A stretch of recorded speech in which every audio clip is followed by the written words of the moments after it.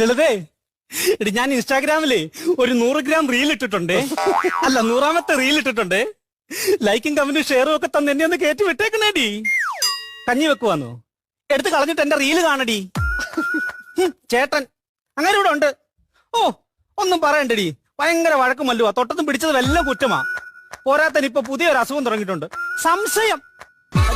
വരുന്നുണ്ട്, വെച്ചോ വെച്ചോ. കാലം കൂടെ മടക്കി വെച്ചോളാം. ഇങ്ങോട്ട് വന്നതി. എവിടെ പോയാടി നീ വിരുന്നുണ്ണാൻ? ഞാനെങ്ങും പോയില്ല വരുന്നുണ്ണാൻ. നീ ഫോൺ ചെയ്ത് പറഞ്ഞല്ലോ വിരുന്നുണ്ടെന്ന്.